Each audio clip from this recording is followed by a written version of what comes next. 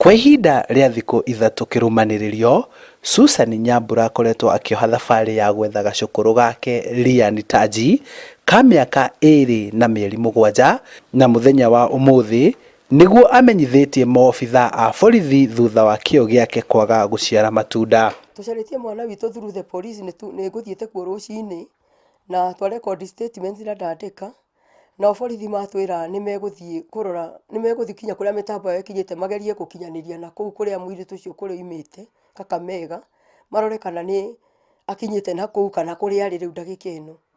Riu matutiganiirio rohoro hau. Marekwira ati muirutu wao wa wira Marizera Baraza niwe urite na mwana wao tondu niwe wari nake ria mwisho. Ni undu uramagegia tondu marauga ati muirutu ucio amarutire wira kwa ihinda ria makiria ma miaka iri na matikoretwo na ngahiha o ciothe.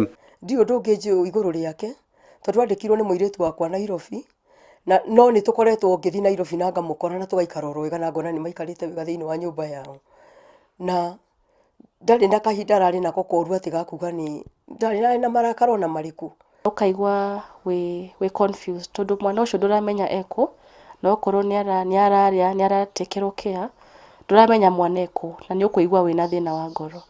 Nyina wa Kahii gaka aroiga ati Marizera ni araheanite notithi ya gutiga wira na arari na maruru maingi muno agitia mbeca ciake. Ni ndimuheaga on time mushara wake riu ni ndiramakire muno tondu ndajitagia na ndimurehaga late.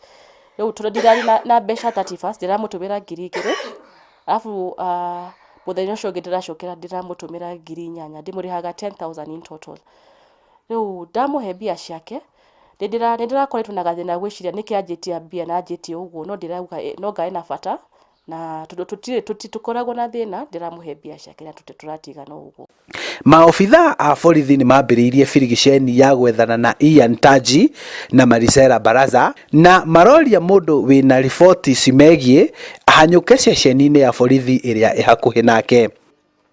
Nguo cia mwana uyu nicio irahoreria ngoro ciao na meciria mao cikoretwo iri thiku igiri cihuritwo ni ruo rwa meciria na gutangika kwa mwiri. Sele ndirakuhoya ucoke mwana wakwa niguo tuhote gwikarania na ndureka wega wikara na mwana ucio tondu mwana ucio ti wako.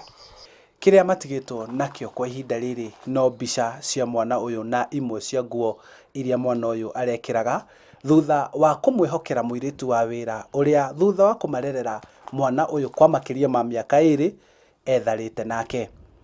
Handu-ini ha Inoro TV kuma itura-ini ria Githunguri kaunti-ini ya Kiambu, njitagwo Charles Gikunga wa Kariuki.